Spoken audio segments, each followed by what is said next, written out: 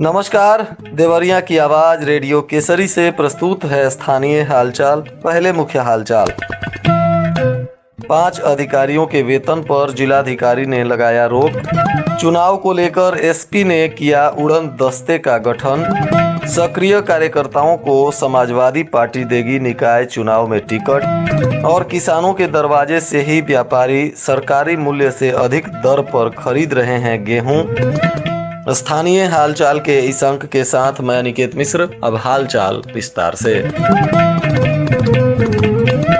जिलाधिकारी जितेंद्र प्रताप सिंह ने आईजीआरएस के संदर्भ में निस्तारण में डिफॉल्टर प्रकरणों का उत्तरदायित्व तय करते हुए अधिशासी अधिकारी नगर पंचायत रामपुर कारखाना, पशु चिकित्सा अधिकारी भागलपुर और संपत्ति प्रबंधक देवरिया उत्तर प्रदेश आवास एवं विकास परिषद तथा अधिशासी अभियंता उत्तर प्रदेश ग्रामीण सड़क योजना एवं बीडीओ बरहज के अप्रैल महीने के वेतन पर रोक लगा दिया है। उन्होंने कहा कि आईजीआरएस के संदर्भों का निस्तारण शासन की सर्वोच्च प्राथमिकता का विषय है। इसमें लापरवाही किसी भी कीमत पर क्षम्य नहीं है। जिलाधिकारी ने कहा कि जन सुनवाई पोर्टल पर प्राप्त माननीय मुख्यमंत्री के संदर्भ और सीएम हेल्पलाइन ऑनलाइन के संदर्भ तथा मॉडल युक्त के संदर्भ और पीजी पोर्टल भारत सरकार तथा संपूर्ण समाधान दिवस और जिलाधिकारी जन सुनवाई में प्राप्त शिकायतों के निस्तारण समीक्षा में यह तथ्य सामने आया है कि उक्त अधिकारियों के द्वारा बार बार निर्देश दिए जाने के बावजूद भी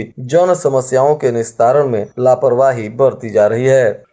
जिला मजिस्ट्रेट सह जिला निर्वाचन पदाधिकारी जितेंद्र प्रताप सिंह ने नगर निकाय सामान्य निर्वाचन 2023 को सकुशल, निष्पक्ष एवं शांतिपूर्ण वातावरण में संपन्न कराने को लेकर नगरीय निकायवार उड़न दस्ते का गठन किया है। जिला मजिस्ट्रेट ने बताया कि नगर निकाय सामान्य निर्वाचन 2023 के दौरान प्रत्याशियों तथा उनके समर्थकों और मतदाताओं को उनके समर्थकों द्वारा मतदाताओं को प्रलोभित कर मतदान प्रभावित करने के उद्देश्य से नगद धनराशि की वितरण की शिकायत मिल रही है और इससे निर्वाचन के दौरान प्रत्याशियों के मध्य तनाव की भी स्थिति उत्पन्न होने की संभावना रहती है। इस प्रकार के घटनाओं का सीधा प्रभाव निर्वाचन की शुचिता और निष्पक्षता पर पड़ता है। इसलिए सभी घटनाओं पर पैनी नजर रखने के लिए निर्वाचन आयोग के निर्देश पर पृथक पृथक उड़न दस्ते का गठन किया गया है। इस दस्ते में 20 कार्यकारी मजिस्ट्रेट नामित किए गए हैं, जिनके साथ 3-3 पुलिस कर्मियों की ड्यूटी लगाई गई है। मुख्य विकास अधिकारी और प्रभारी अधिकारी कार्मिक प्रशिक्षण रविंद्र कुमार ने बताया कि नगर निकाय सामान्य निर्वाचन 2023 के सफल संपादन हेतु मतदान कर्मियों का प्रथम प्रशिक्षण इंदिरा गांधी बालिका विद्यालय टाउन हॉल देवरिया एवं शिशु मंदिर Montessori school town hall Deoria में 17 तारीख से 20 अप्रैल तक प्रस्तावित है।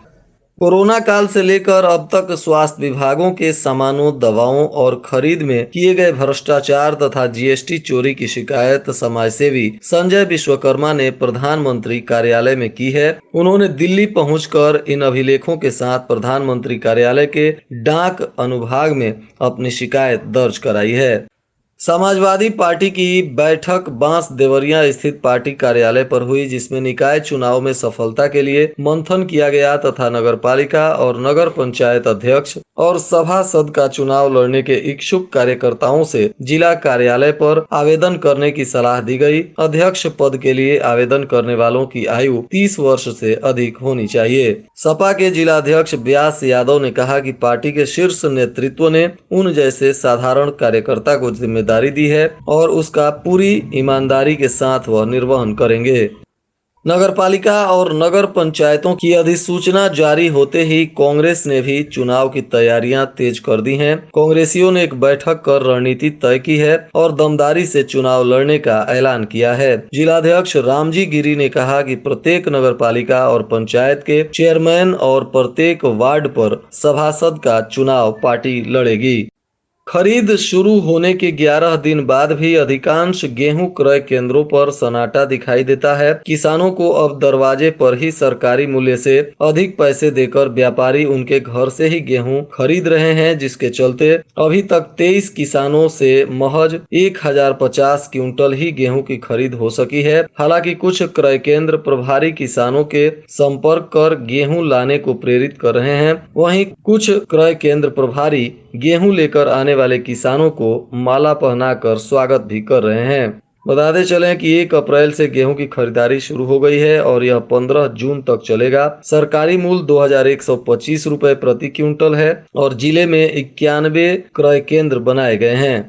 नगर निकाय चुनाव को लेकर नामांकन की प्रक्रिया शुरू कर दी गई है। जिलाधिकारी और पुलिस अधीक्षक ने नामांकन स्थलों का जायजा भी किया है। इस दौरान उन्होंने आयोग के निर्देशानुसार नामांकन प्रक्रिया पूर्ण करने का निर्देश दिया है।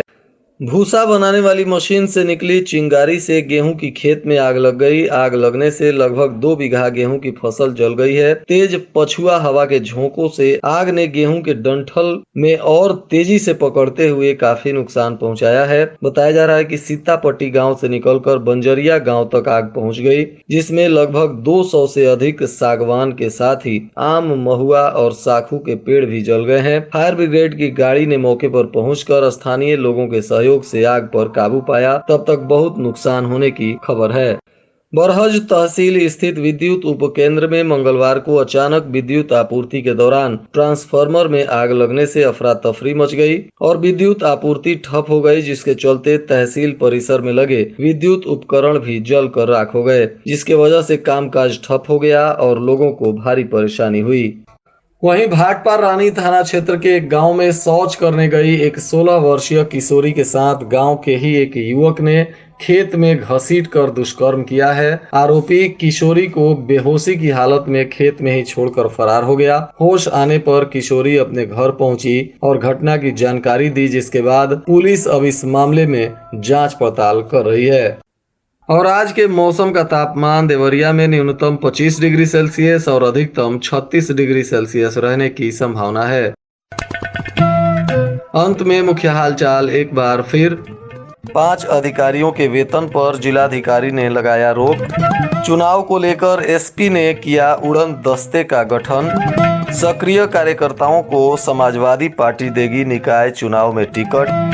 और किसानों के दरवाजे से ही व्यापारी सरकारी मूल्य से अधिक दर पर खरीद रहे हैं गेहूं। इसके साथ ही रेडियो केसरी से प्रसारित स्थानीय हालचाल का यह अंक समाप्त हुआ। नमस्कार।